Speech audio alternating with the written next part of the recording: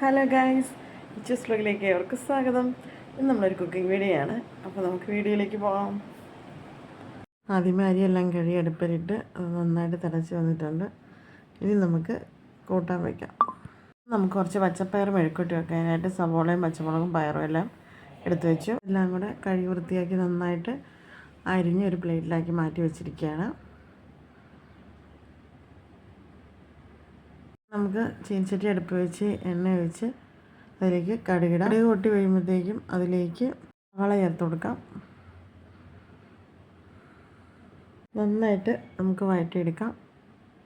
നമുക്ക് chilli flakes add ചെയ്ത് കൊടുക്കാം, 2 സ്പൂണ്. നന്നായിട്ട് ഇളക്കി യോജിപ്പിക്കാം. നമുക്കിതിലേക്ക് അരിഞ്ഞ് വെച്ചിരിക്കുന്ന പയർ ചേർത്ത് കൊടുക്കാം.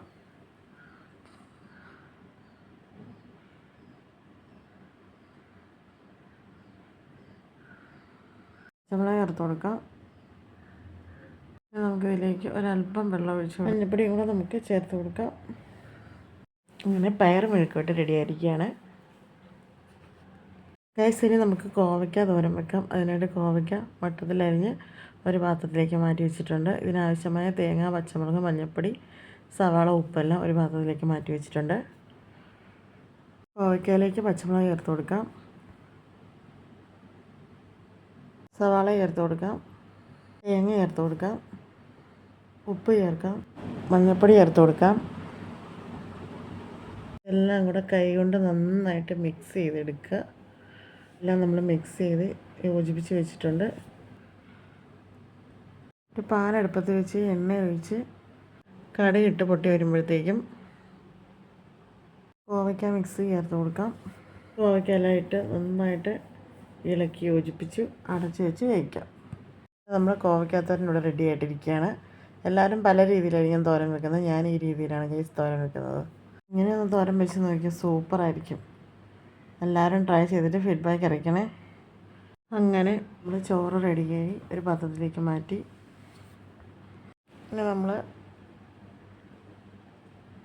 പരിപ്പേറി ഒഴിച്ച് കൊടുക്കാം. നല്ല സൂപ്പർ പയർ മെഴുക്കുവരട്ടി, ഇടിലൻ കോവയ്ക്ക തോരനും ചമ്മന്തി, മാങ്ങ അച്ചാറും എല്ലാം കൂടെ കൂട്ടി ഒരു പിടി അങ്ങോട്ട് പിടിക്കുമ്പോൾ പൊള്ളിയാണ്.